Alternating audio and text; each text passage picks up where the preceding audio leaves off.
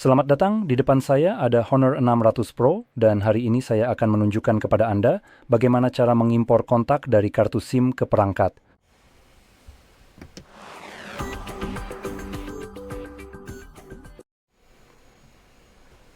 Jadi untuk memulai Anda perlu membuka aplikasi kontak mandiri yang biasanya terletak di folder Google Anda, yaitu yang ada di sini. Namun saya sebenarnya tidak melihatnya di sini.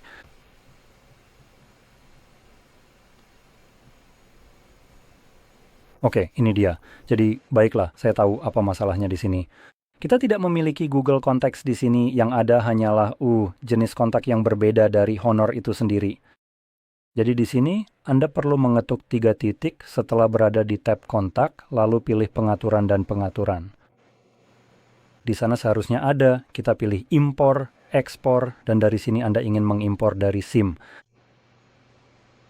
Ini akan menampilkan semua kontak yang ada di kartu SIM Anda. Jadi kita bisa dengan cepat memeriksa semuanya dengan memilih di sini.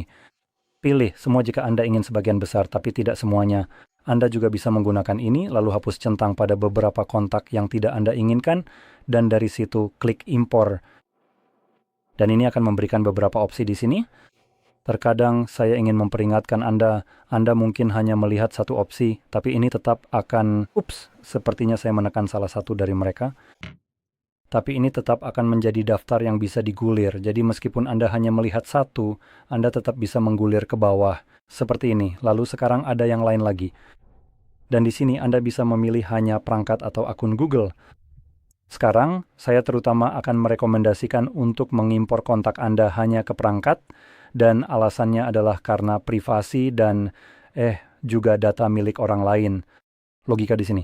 Oleh karena itu, jika Anda memutuskan pilihan untuk mengimpor kontak Anda ke dalam akun Google Anda saat ini juga, selain Anda bisa mengakses kontak-kontak ini di setiap perangkat yang masuk ke akun yang sama, yang merupakan keuntungannya di sini.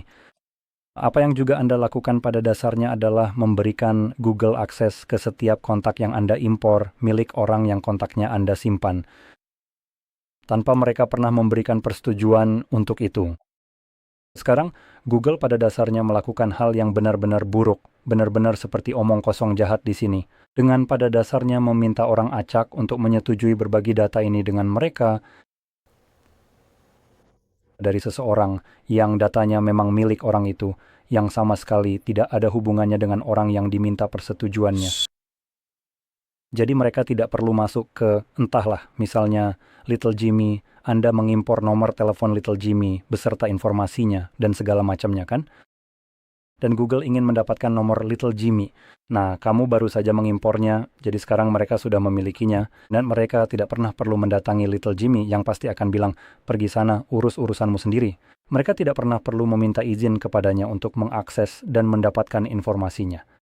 Little Jimmy pasti akan menolaknya, tapi kamu tidak menolaknya.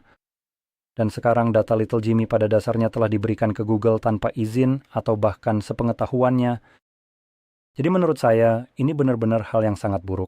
Menurut pendapat saya, hal seperti ini seharusnya benar-benar ilegal. Tapi ya sudahlah, kita hidup di dunia di mana hal seperti ini tampaknya dianggap normal. Tapi yang bisa kita lakukan adalah memilih hanya perangkat agar tidak memberikan data ini ke Google, dan saat kamu mengimpornya, ketika kita kembali ke daftar kontak kita di sini, kamu seharusnya bisa melihat semua kontak yang sudah kamu impor.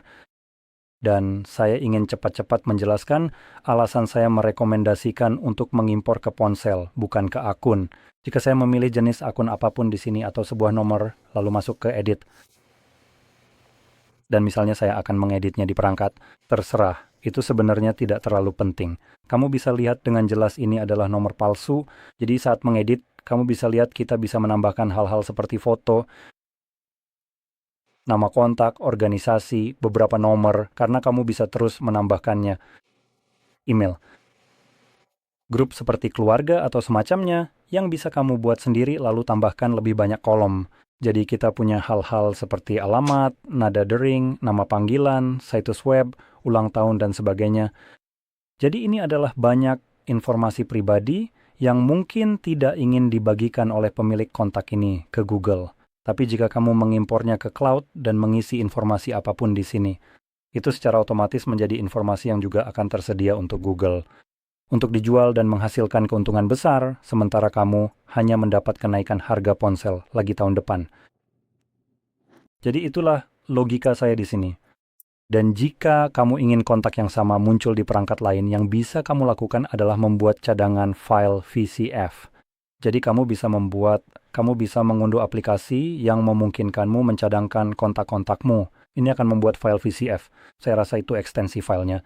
Lalu kamu bisa memindahkannya ke kartu SD dan memasukkannya ke perangkat lain, atau membagikannya lewat Bluetooth ke perangkat lain, atau cukup email ke dirimu sendiri dan klik untuk mengimpor semua kontak. Itu akan ada di sini bersama dengan semua informasi tersebut, karena kontak yang disimpan di kartu SIM hanya berisi nama kontak dan nomor telepon. Kontak impor lebih fleksibel. Lihatlah, kita bisa menambahkan jauh lebih banyak informasi seperti ini. Jadi intinya begitu. Dengan demikian, semoga ini sangat membantu, dan jika iya, jangan lupa untuk like dan subscribe, dan terima kasih sudah menonton.